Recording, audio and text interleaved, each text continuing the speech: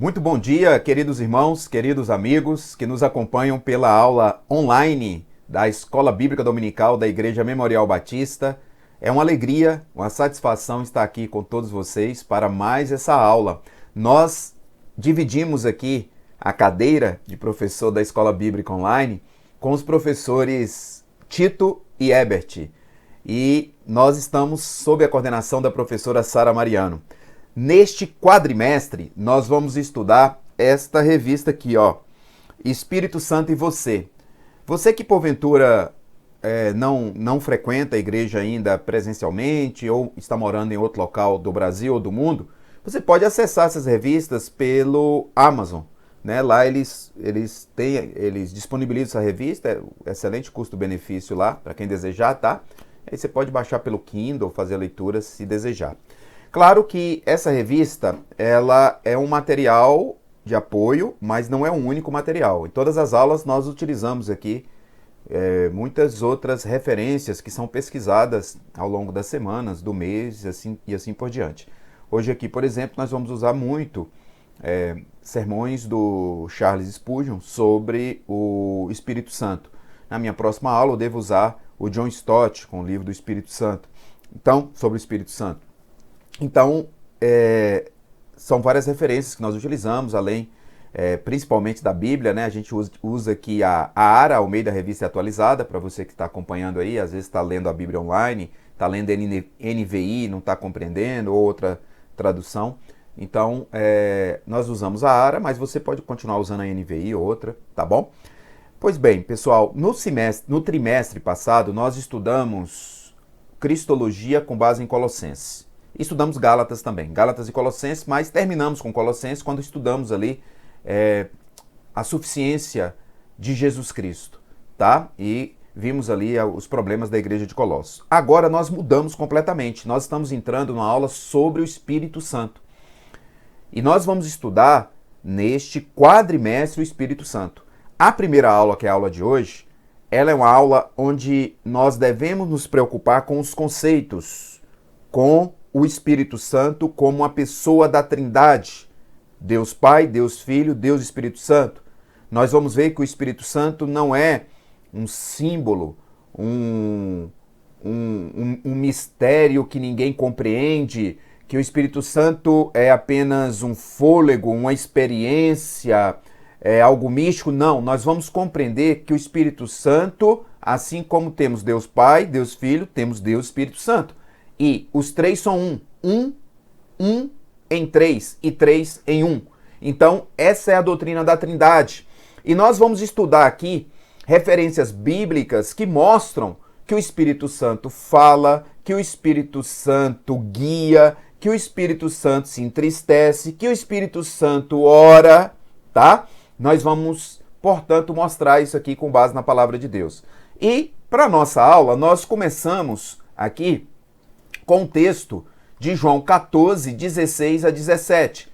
Quando Jesus diz, e eu rogarei ao Pai, e ele vos dará outro Consolador, a fim de que esteja para sempre convosco. Vamos explicar o que significa no grego essa expressão outro, quem é Consolador na expressão utilizada por Jesus aqui, qual o significado dessa expressão, ok? Vamos explicar muitas coisas aqui hoje sobre o Espírito Santo nessa aula inicial que tem o título Quem é o Espírito Santo? Você é sempre nosso convidado aqui. Eu digo também que nós temos na descrição do YouTube aí que você está vendo da aula, se você rolar um pouco para baixo, você vai ver aí um link que baixa o esboço dessa aula. Toda a aula de Escola Bíblica Dominical nossa aqui tem um esboço. Então você pode baixar esse esboço em PDF para poder complementar a aula, fazer a leitura no celular, no computador. Então nós fazemos um esboço que no passado chamaríamos isso de um resumo da aula, tá? Mas é bem resumido, porque na aula nós falamos muito mais coisas. Mas o esboço tem aí 2, 3, 4 páginas, depende do dia. Tem um esboço aí dessa aula de hoje. Eu fiz, já enviei para o irmão Peles, ele já colocou aí para vocês, ok? Muito bem, avançando aqui, veja só, nós temos aqui uma equipe, né, que eu quero agradecer, a equipe de informática da Igreja Memorial Batista, o Rosber, coordenador aí, o Peles e todos os demais que participam, né, o Flepa, todos que participam, o Fábio, todos neste processo aí de levar essa transmissão do culto da EBD para vários locais do Brasil e do mundo, tá? Vejam só, nós temos, portanto, a promessa de Jesus aqui do Consolador em João 14, 16 a 17. Se nós avançarmos um pouco aí e formos lá em João 16, 1 a 14, Jesus vai falar o seguinte, a missão do Consolador. Então lá Jesus vai falar, tenho-vos dito essas coisas para que não vos escandalizeis. Jesus estava preparando os discípulos, lá em João 16, para a sua partida. Ele ia morrer, ressuscitar, ia voltar ao céu, e ele falou, olha, vou enviar um Consolador. Os discípulos estavam muito tristes com essa notícia de Jesus, e esse texto de João, portanto, 16, que nós vamos fazer uma leitura aqui bem rápida, 16, 1 a 14, ele vai revelar isso e vai revelar a missão do Consolador. Olha o que Jesus primeiro disse que vai enviar o Consolador, está lá em João 14, 16, 17. E aqui ele vai dizer o seguinte, tenho-vos dito essas coisas para que não vos escandalizeis. Vocês serão expulsos de sinagogas, mas vem a hora em que todo que vos matar julgará com isso tributar um favor a Deus. Jesus está anunciando o que ia acontecer com os discípulos. Isto farão porque não conhecem o Pai nem a mim. Muitos deles, inclusive, foram mortos por conta do Evangelho, por conta da fé em Jesus. Ora, diz Jesus no verso 4 de João 16, estas coisas vos tenho dito para que, quando a hora chegar, vos recordeis de que eu vos disse. Não vos disse desde o princípio, porque eu estava convosco. Mas agora vou para aquele que me enviou. E nenhum de vós me pergunta, para onde vais?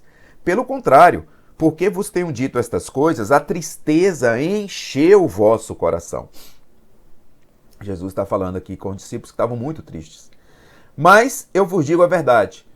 Convém que eu vá, porque se eu não for, o Consolador não virá para vós outros. Se porém eu for, eu vos enviarei. Os discípulos ainda não compreendiam completamente aqui a missão de Jesus, tá? Jesus está falando, eu vou, mas vou enviar o Espírito Santo. Ele estará com vocês, vai esclarecer tudo a vocês, vai capacitá-los para a missão. E aí, avançando, quando ele vier, convencerá o mundo do pecado, da justiça e do juízo. Do pecado porque não creram em mim. Da justiça, porque vou para o Pai, e não me vereis mais. Do juízo, porque o príncipe deste mundo já está julgado. Tenho ainda muito mais para vos dizer, mas não posso dizer agora porque vocês não vão suportar. Quando vier, porém, o Espírito da verdade, ele vos guiará a toda a verdade, porque não falará por si mesmo, mas dirá tudo o que tiver ouvido e vos anunciará as coisas que hão de vir. Ele me glorificará, porque há de receber do que é meu e vos há de anunciar. Então, o objetivo do estudo aqui é compreender quem é o Espírito Santo nessa primeira aula. Não como doutrina, tá? Mas como ele realmente é. Uma pessoa, a terceira pessoa da Trindade. O Espírito Santo é Deus, assim como o Pai e o Filho. Então, essa compreensão dele é o melhor caminho para nos relacionarmos melhor com o nosso Consolador e para que também possamos brilhar à luz de Jesus Cristo. Então, deveremos, ao final desta aula, entender que há necessidade de conhecer o Espírito Santo, desejar esse conhecimento para um relacionamento mais íntimo, mais próximo com o Espírito Santo e aplicar essa experiência de fé e de vida nos relacionamentos diários.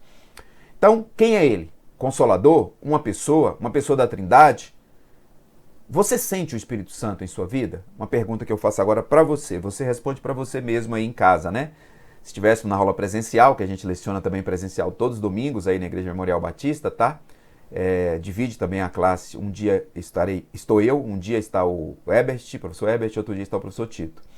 Mas vejam só, há um consenso entre os teólogos que na história da Igreja Cristã, o estudo do Espírito Santo ele ficou um pouco de lado. Não houve o devido equilíbrio ao tratar, por exemplo, de Deus Pai, Deus Filho e Deus Espírito Santo no credo apostólico do século IV a.C. Quando se lê o credo apostólico, observa-se um destaque para várias funções do Pai, várias funções do Filho, Deus Pai, Deus Filho, e o Espírito Santo é mencionado com uma frase só, e depois entra em outras questões relacionadas à igreja e assim por diante. Então, os teólogos dizem que desde o início da história da igreja foi assim. O estudo do Espírito Santo ficou um pouco de lado. A sua compreensão ficou relacionada aos dons e não se evoluiu mais. Lá no século XVI, nós vamos encontrar, muito tempo depois, uma obra robusta, que nós vamos encontrar do Calvinos, que trata do Espírito Santo. Depois nós tivemos século XIX, século XX, com obras que destacam o Espírito Santo. E essa compreensão limitada, ela acontece até os dias de hoje. Muitas igrejas compreendem apenas o Espírito Santo no papel do dom, da capacitação, mas não fazem um estudo do Espírito Santo como uma pessoa da Trindade, tá? Isso revela, portanto, um fraco conhecimento acerca da pessoa do Espírito Santo. Vale destacar ainda que muitas vezes o Espírito Santo é visto apenas como experiência. Então, se a pessoa faz parte de um culto, esteve num culto a Deus e sentiu um arrepio com a música, com a pregação, ela entende que ela recebeu o Espírito Santo ali de uma forma mais intensa, ou o Espírito Santo passou por ela ali de uma forma mais intensa. E essa compreensão limitada, ela ainda existe até o dia de hoje. Nós destacamos aqui o papel, por exemplo, dos Quakers, missionários britânicos que foram levar o evangelho ali na Holanda, na Alemanha, século XVII, e que pregaram a ideia de uma experiência, né? Claro que o evangelho já estava nessas localidades, mas eles chegaram ali com uma visão nova do evangelho, que era uma experiência que Deus fala com o indivíduo, deixando de lado um pouco a questão do culto formal, do clero. Então, vejam, essa questão, o Espírito Santo é só experiência? É claro que o ser humano é emoção, é razão, é vontade, mas o que se observa muitas vezes hoje é experiência sem conhecimento, ou apenas conhecimento formal sem permitir também a atuação do Espírito Santo. A igreja não pode caminhar sem poder do Espírito Santo. Nós não somos regenerados sem o Espírito Santo. Jesus disse a Nicodemos, lá em João 3, é necessário nascer de novo. Nicodemos era um grande teólogo, poderíamos dizer, para os dias de hoje seria um grande teólogo, mestre naquela época, e não compreendeu quando Jesus falou que era necessário nascer de novo. Jesus teve que explicar que era necessário nascer da água e do Espírito, um renascimento espiritual. A conversão é um processo de convencimento que o Espírito Santo faz. Jesus acabou de dizer aí em João, que eu acabei de fazer a leitura, de João 16, que é o Espírito que convence o ser humano do pecado, da justiça e do juízo. Sem o Espírito Santo não estaríamos aqui falando de Jesus Cristo, não teríamos aceitado a Jesus, não teríamos sido alcançados pela graça salvadora de Jesus Cristo. Então, ainda hoje, várias igrejas destacam mais a experiência e outras igrejas recusam, aparentemente, qualquer sinal de emoção e atrapalham o operar do Espírito. Jesus disse que o Espírito sopra onde quer, falou para Nicodemos. Então, nós não podemos atrapalhar a atuação do Espírito e também não devemos achar que ter o Espírito Santo é só passar por uma experiência ou sofrer um arrepio em um culto. Por isso que é importante irmos para a palavra, nos dirigirmos à palavra. E é isso que nós vamos fazer aqui agora. Então, vejam só, a igreja não pode negar que a sua atuação é dependente do Espírito Santo. Nós todos somos regenerados por causa do Espírito Santo, que nos convence do pecado, da justiça e do juízo. O Espírito Santo da igreja do Novo Testamento é o mesmo Espírito Santo da igreja de hoje. Não podemos deixar de compreender, de relacionar com o Espírito Santo, de entender o seu poder em nossas vidas para mudar a nossa realidade e a realidade das pessoas que nos cercam. O Espírito Santo é uma pessoa, a terceira pessoa da Trindade, é Deus. A sua presença em nossa vida é que nos capacita para o trabalho que temos realizado ou que temos a realizar no reino de Deus. Então vejam só, esse é o tema desse trimestre. É claro que, desse quadrimestre, que nós não vamos esgotar tudo do Espírito Santo, nem na aula de hoje, nem nas aulas desses quatro próximos meses. Billy Graham, na sua obra sobre o Espírito Santo, ele falou que escrever um livro sobre o Espírito Santo é como tentar colocar todo o oceano dentro de um balde. A gente não consegue colocar todo o mar dentro de um balde. Você vai na praia, olha para o mar daquele tamanho, né? Coloca água dentro de um balde. Isso aí é aquilo que nós estamos fazendo aqui. A gente não consegue compreender a dimensão gigante que tem o Espírito Santo e o poder do Espírito Santo. Mas nós estamos aqui para buscar essa compreensão, porque é Ele que nos dá da palavra de Deus. Muito bem, avançando aqui, o primeiro ponto que nós colocamos é: não existe vida cristã sem o Espírito Santo, após essas considerações iniciais. Não existe vida cristã sem o Espírito Santo. A vida cristã começa com um novo nascimento e ninguém nasce de novo a não ser através do Espírito, conforme Evangelho de João 3,5 Jesus falando com Nicodemos diz, respondeu Jesus, em verdade te digo, quem não nascer da água e do Espírito não pode entrar no reino de Deus.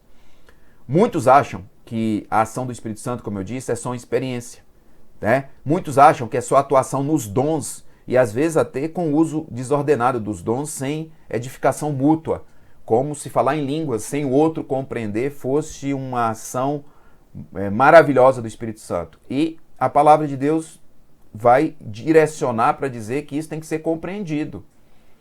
Então nós temos que ter uma compreensão exata. O Espírito Santo atuou no passado, atua hoje, atuará no futuro. Nós temos que ter a ideia e a dimensão de que o Espírito Santo sopra onde quer. Não é uma mensagem de púlpito, muito catedrática, muito perfeita na estrutura, na exegese, na hermenêutica, na teologia bíblica, que vai convencer o ser humano. Durante um bom tempo da minha jornada de fé, eu nasci num lar evangélico, me converti aos 11 anos, sempre gostei muito de mensagens de púlpito bem organizadas, né? E sempre li a Bíblia, né? Desde pequeno, meus pais me ensinaram no caminho do Senhor, fui batizado aos 11 anos, mas sempre gostei dessas mensagens. Quando a mensagem às vezes não era muito lapidada na palavra, eu já ficava assim desconfiado.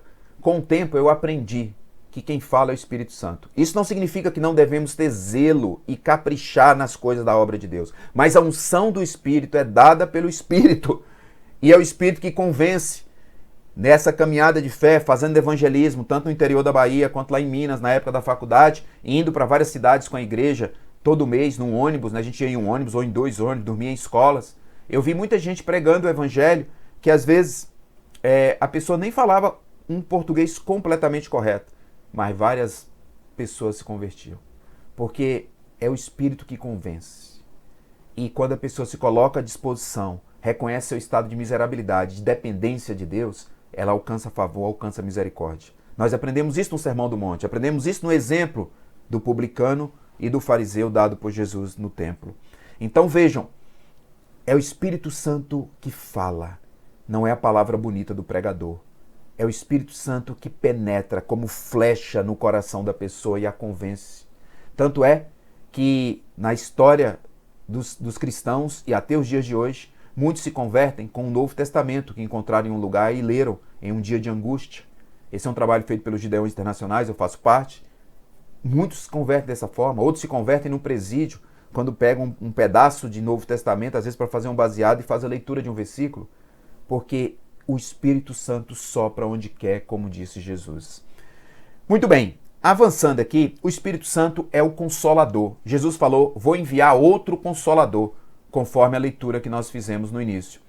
Por que Jesus falou que iria enviar outro Consolador, né? O que significa Consolador?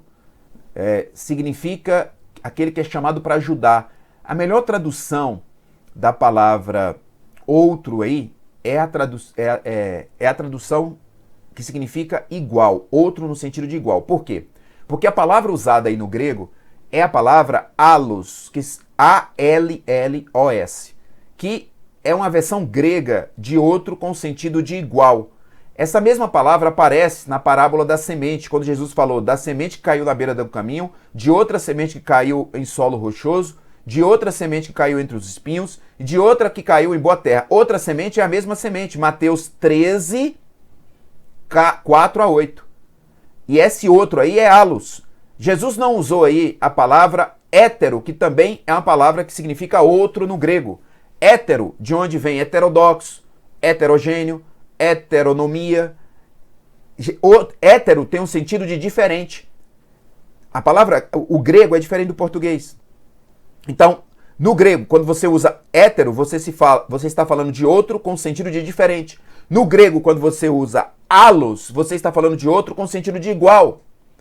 Nós até já explicamos aqui em outra passagem que, por exemplo, no português, amor, a gente usa amor com sentido de amor eros, de amor prestativo, de serviço.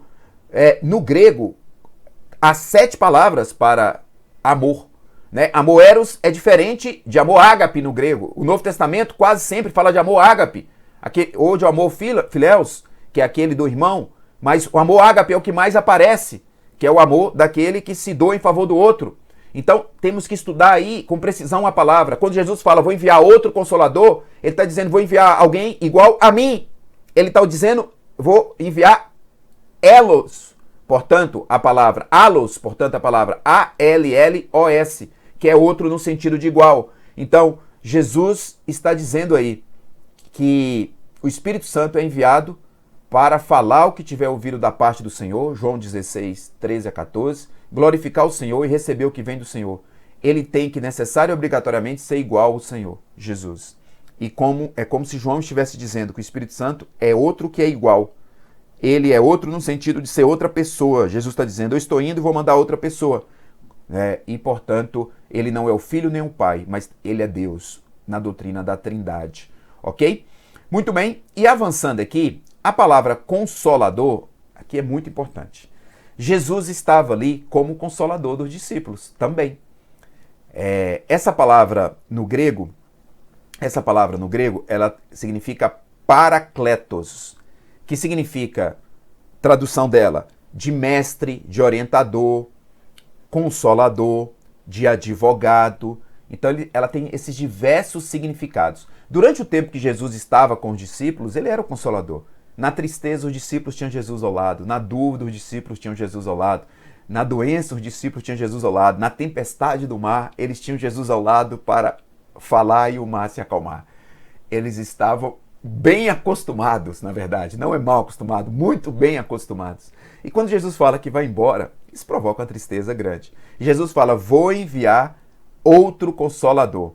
Então, vou lhes enviar um monitor, outro professor, um advogado para vos defender, para ensinar vocês como mestre, né? Então é disso que Jesus está falando aqui, para convencer o ser humano do pecado, da justiça e do juízo. Vou enviar um advogado, vou enviar um mestre para esclarecer a Escritura para vocês, que vai estar dentro de vocês. O Espírito Santo está dentro de nós. Quando nós aceitamos Jesus, a gente recebe o Espírito Santo. E aí a gente passa a ter em nós a vontade do Espírito e continua com aquela vontade da carne enquanto estivermos nesse corpo. Explicamos isso nas aulas aos Colossenses e aos Gálatas. Só que quem não aceitou Jesus ainda como suficiente Salvador, tem a vontade da carne, mas não tem a vontade do Espírito. O Espírito Santo de Deus só habita naquelas pessoas que foram regeneradas. Foi o que Jesus disse a Nicodemos em João 3. E o Espírito Santo é quem nos capacita para a atividade do reino, para compreender a palavra, para falar de Jesus, para viver no dia a dia essa fé cristã, nos ensinando o caminho da cruz, nos ensinando o caminho, portanto, de Cristo Jesus. A palavra Consolador, conforme eu disse aí, ela aparece, que vem da palavra Parakletos, do grego, né, a tradução, ela aparece 5 vezes no Novo Testamento, usado somente nos escritos de João. João 14, verso 16, João 14, verso 26, João 15, verso 26, João 16, verso 7, 1 João 2, 1, né? Advogado é aquele que é chamado para ficar ao lado de alguém para ajudar. Então essa palavra Parakletos, ela tem esses diversos sentidos e significados. Agora vamos avançar. Por que o Espírito Santo é uma pessoa? Né? Ele é uma pessoa porque ele fala, ele intercede, ele testifica, ele guia, ele se entristece. E nós vamos encontrar isso aí na palavra de Deus. Nós vamos encontrar isso aí. Vejam só, vou abrir aqui a minha Bíblia. Olha lá. Olha, Atos 13, verso 2. Atos 13, verso 2. O que está escrito lá em Atos 13, versículo 2? Falei que hoje a gente ia ler bastante, né? Para entender esses conceitos. Atos 13, 2. E servindo eles ao Senhor e jejuando, disse o Espírito Santo, separai-me agora Barnabé e Saulo para a obra que eu os tenho chamado. Então, Saulo, depois chamado Paulo, já tinha sido chamado de Paulo nessa época aqui, Paulo e Barnabé são enviados pela igreja de Antioquia como primeiros missionários. E quem diz para enviar Saulo e Barnabé? O Espírito Santo. O Espírito Santo, eles estavam em oração e jejum, né? O Espírito Santo apareceu e disse, separai Paulo e Barnabé. Então o Espírito Santo fala, nós acabamos de ver aqui. Outra passagem importante, lá em Romanos 8, 26. Olha em Romanos 8, 26. Romanos está aí logo depois de Atos. Romanos 8, 26. Tá? Olha o que está escrito lá. Também o Espírito Santo, semelhantemente, nos assiste em nossa fraqueza, porque não sabemos orar como convém. Mas o Espírito intercede por nós sobremaneira com gemidos inexprimíveis. Vejam o que eu acabei de ler. O Espírito Santo ora por nós com gemidos inexprimíveis, porque nós não sabemos orar como convém. Diz a palavra de Deus em Romanos 8, 26. Além disso, em João 15, 26, voltando ao Evangelho de João, João 15, 26, olha o que está escrito lá. Quando, porém, vier o Consolador, que eu vos enviarei da parte do Pai, o Espírito da verdade, que dele procede, esse dará testemunho de mim. Esse dará testemunho de mim. Então vejam que o Espírito Santo testifica de Jesus Cristo, tá? Avançando, vejam agora Atos 8, 29. Atos 8, 29. Então disse o Espírito a Felipe, aproxima-se desse carro e o acompanha. Essa situação aqui é muito importante, muito esclarecedora.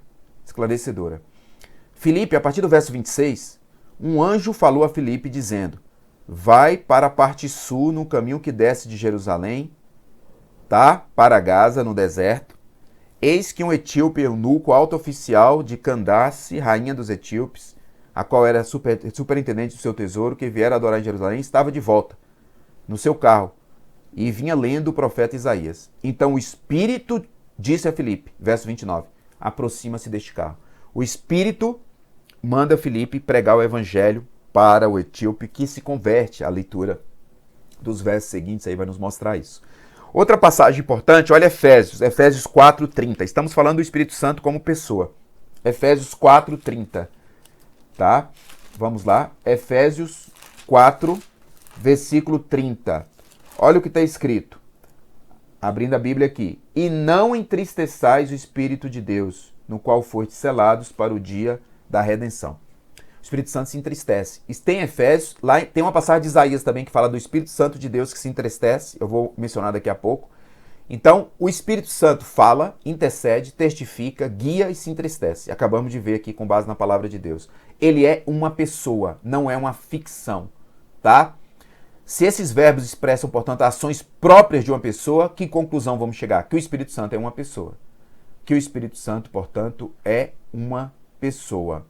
Avançando aqui na palavra de Deus, sobre esse aspecto ainda do Espírito Santo como pessoa, nós temos que fazer uma autorreflexão. Charles Spurgeon, na sua obra Teologia do Espírito Santo, ele diz que, rotineiramente, nós como crentes compreendemos Deus Pai, Deus Filho, mas não temos a compreensão exata, na medida exata do Espírito Santo.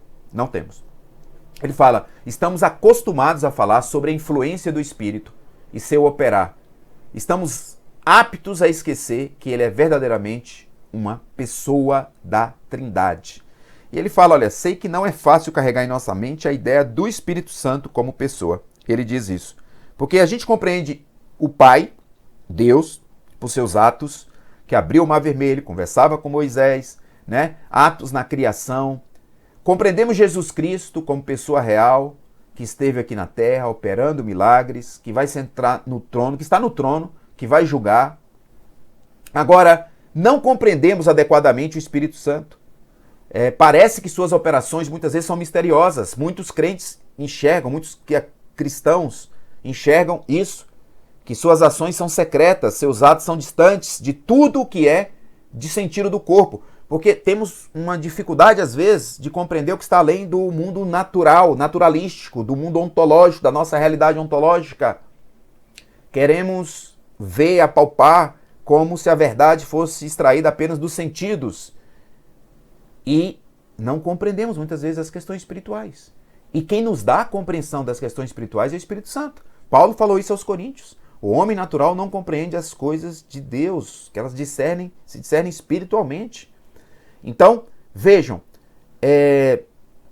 isso aqui é importante para nós compreendermos em que estágio nós estamos da caminhada cristã.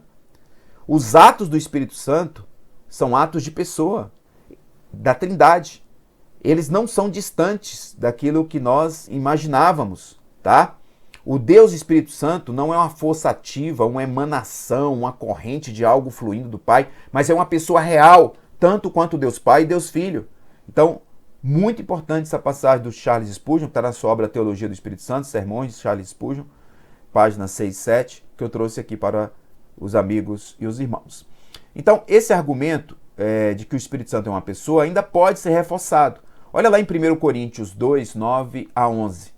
1 Coríntios 2, 9 a 11. Mas como está escrito, nem olhos viram, nem ouvidos ouviram, nem jamais penetrou em coração humano o que Deus tem preparado para aqueles que o amam. Deus, porém, revelou isso a nós por meio do Espírito, porque o Espírito sonda todas as coisas, até mesmo as profundezas de Deus. Pois quem conhece as coisas do ser humano pois quem conhece as coisas do ser humano, a não ser o próprio espírito humano que nele está? Assim ninguém conhece as coisas de Deus, a não ser o Espírito de Deus. Então, o Espírito Santo detém entendimento. Conhece as coisas de Deus também. Ele nos conhece e conhece as coisas de Deus. Em 1 Coríntios 12, 11, nós também encontramos vontade atribuída ao Espírito Santo. Mas um só e o mesmo Espírito realiza todas essas coisas, distribuindo-as a cada um individualmente, conforme ele quer. Portanto, é claro que o Espírito tem uma vontade. Ele não vem de Deus simplesmente pela vontade do Altíssimo, mas ele tem a sua própria vontade. Claro, que cumpre a vontade de Deus, na Trindade. Os três em um. Um em três e três em um. Tá? Que sempre está de acordo com a vontade do infinito Jeová. Em outro texto da palavra, nós encontramos poder atribuído ao Espírito Santo, lá em Romanos 15, 13. Olha o que está escrito em Romanos 15, 13. E o Deus da esperança encha vocês de toda alegria e paz na fé que vocês têm, para que sejam ricos da esperança no poder do Espírito Santo. No poder do Espírito Santo. Então, é preciso insistir, tá? Que o Espírito Santo tem entendimento, vontade, poder e tem existência própria. Ele não pode ser um mero atributo, uma metáfora, uma influência personificada, uma força ativa, mas é uma pessoa. Entretanto, tem mais prova bíblica ainda, né? Atos e ações são atribuídos ao Espírito Santo. Portanto, ele deve ser uma pessoa. O primeiro capítulo de Gênesis diz que o Espírito Santo pairava sobre a superfície, né, das águas. Olha aqui, nós vamos encontrar lá em Gênesis 1, verso 2, a terra, porém, estava sem forma e vazia. Havia trevas sobre a face do abismo e o Espírito de Deus pairava sobre as águas. Tá? Nós vamos encontrar isso. Então vejam só, que isso aqui é muito importante para compreendermos, portanto, a natureza do Espírito Santo de Deus. E ainda podemos destacar aqui, né? Quando Moisés escreve o Pentateuco, diz o Spurgeon, Charles Spurgeon, o Espírito Santo moveu sua mão.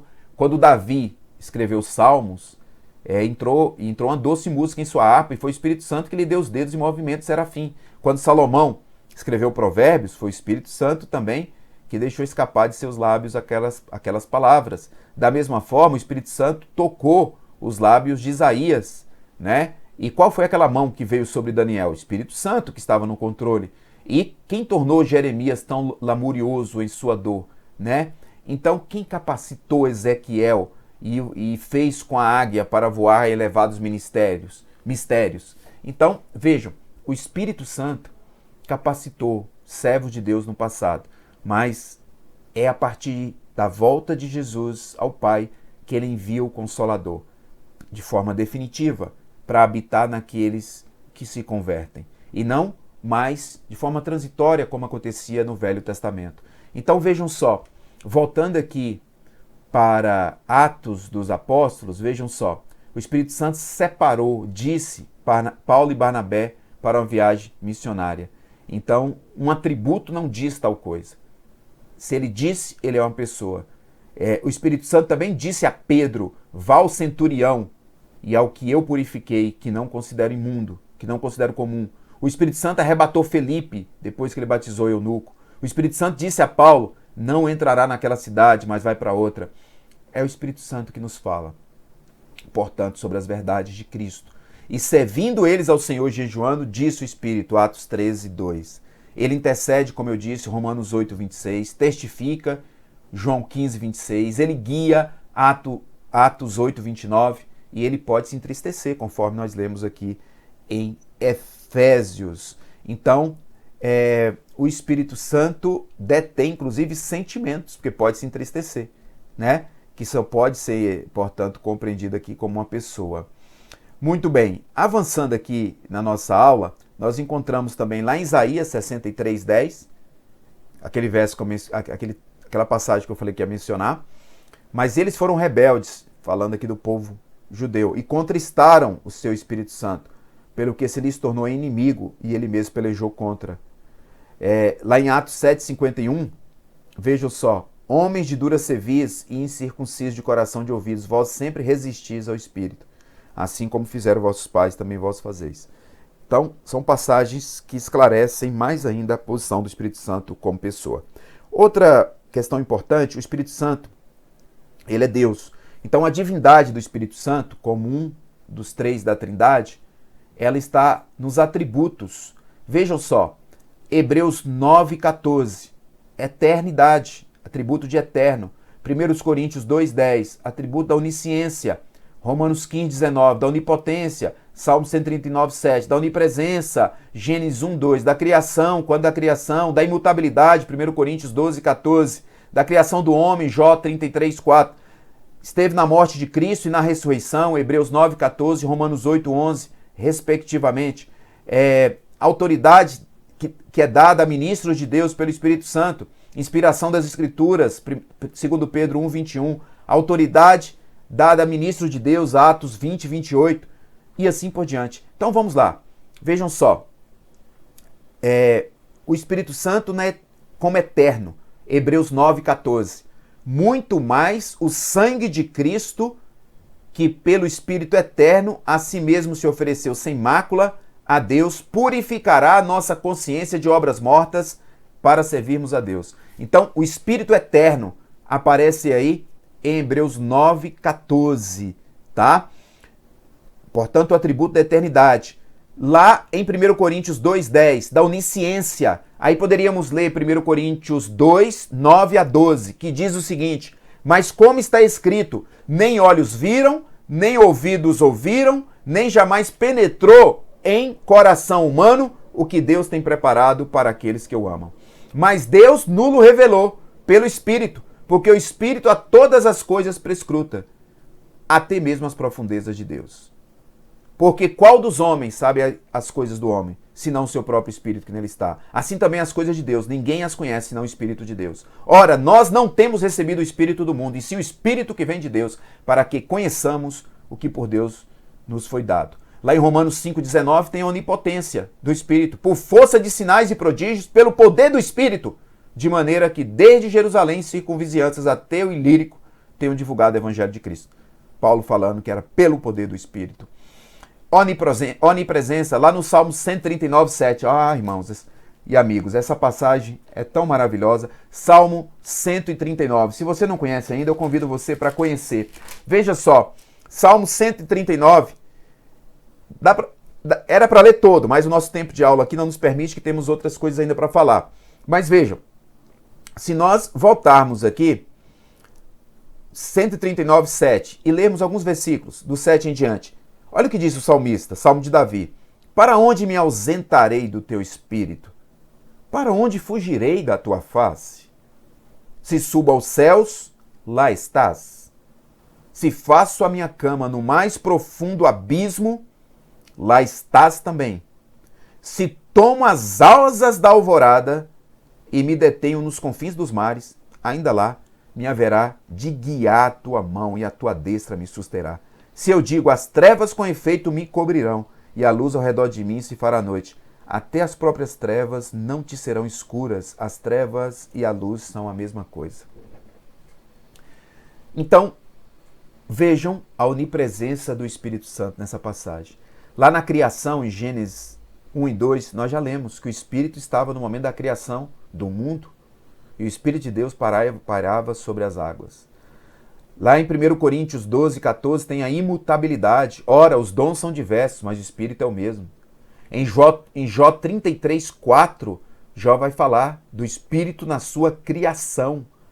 A morte de Cristo, o Espírito estava ali em Hebreus 9, 14, assim como na ressurreição, Romanos 8, 11. Então, se nós formos lá em Jó, vejam só, abrindo aqui, palavra de Deus, você que está com a Bíblia aí, Jó fica antes do livro de Salmo, tá?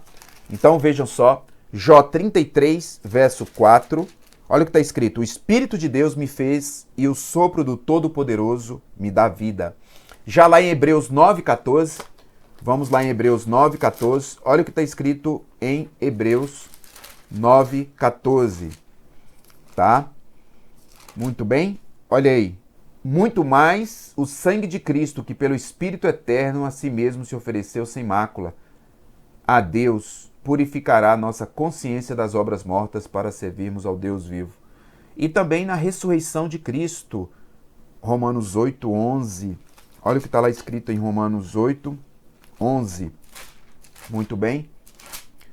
Romanos 8, 11.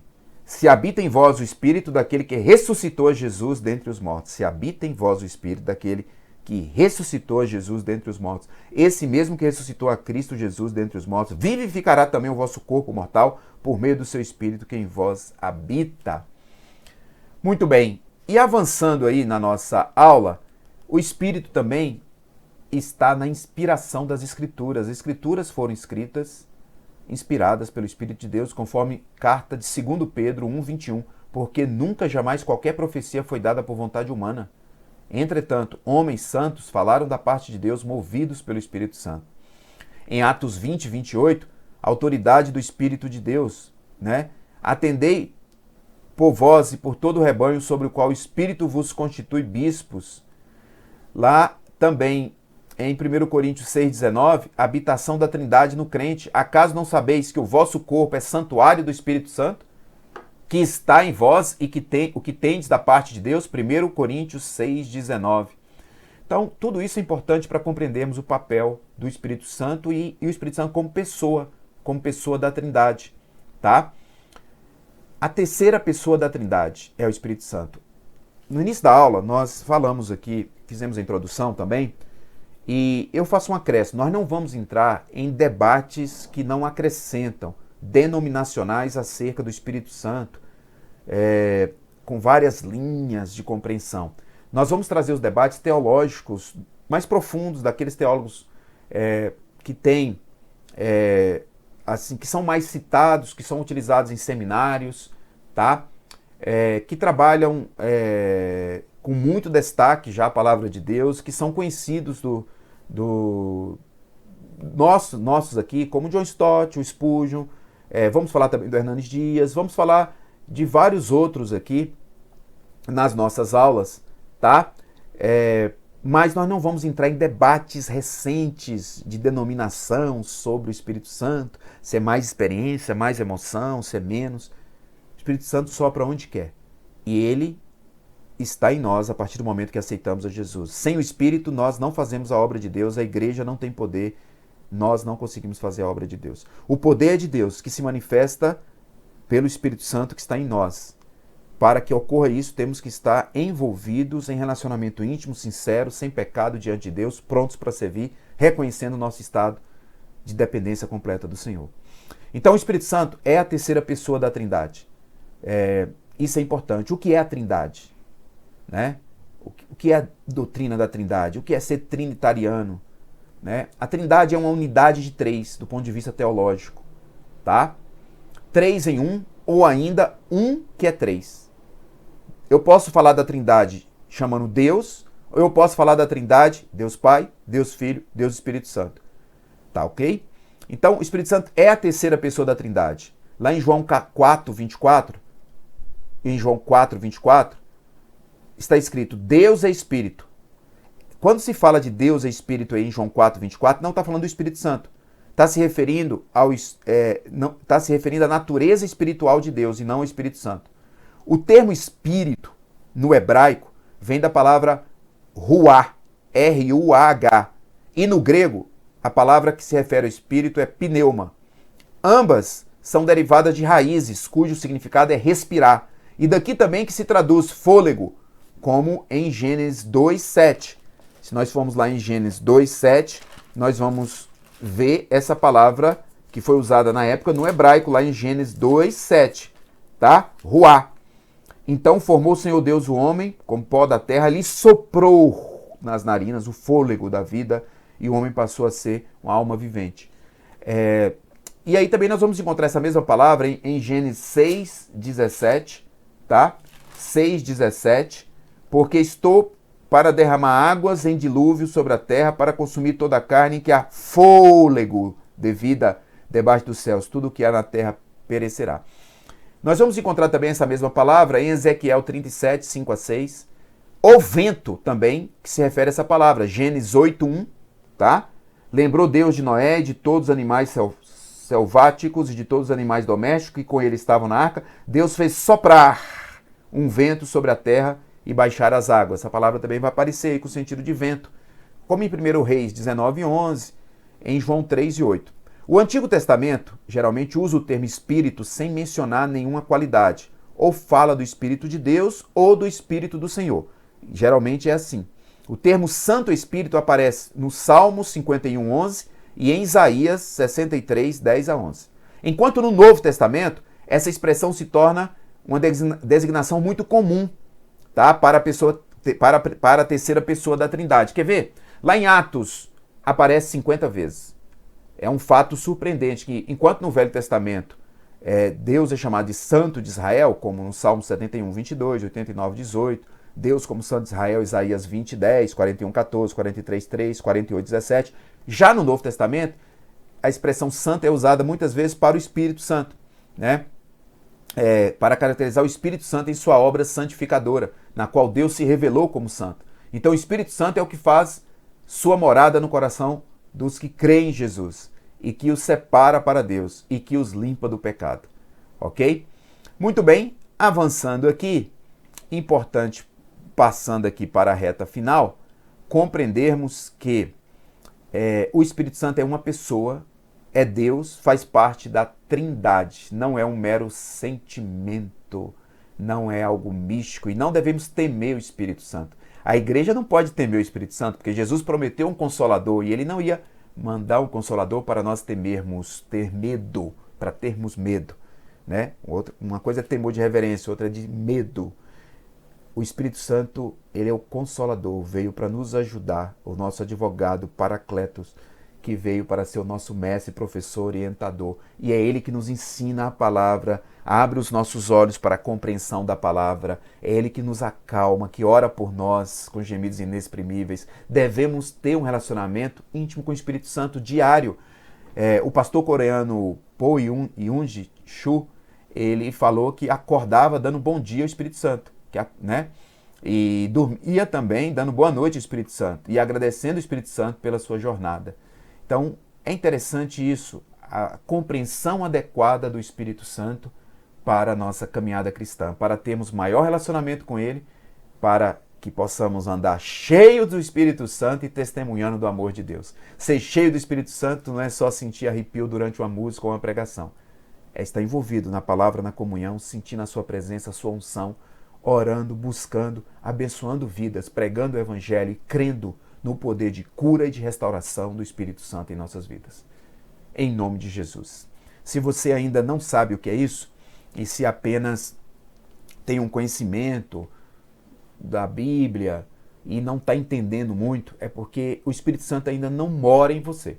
Mas ele pode morar agora, tá? Jesus disse a Nicodemos lá em João 3 que importa nascer de novo, que é necessário que o ser humano nasça de novo para ser salvo. Nascimento da água e do Espírito. E lá em João 3,16 está escrito, porque Deus amou o mundo de tal maneira que deu seu Filho unigênito para que todo aquele que nele crê não pereça, mas tenha a vida eterna. Para você receber o Espírito Santo de Deus, você precisa ser regenerado, aceitar Jesus e recebe imediatamente. Como se faz isso? A Bíblia ensina, crê no Senhor Jesus, será salvo tu e a tua casa. O que é crer em Jesus? Faça a seguinte oração aí.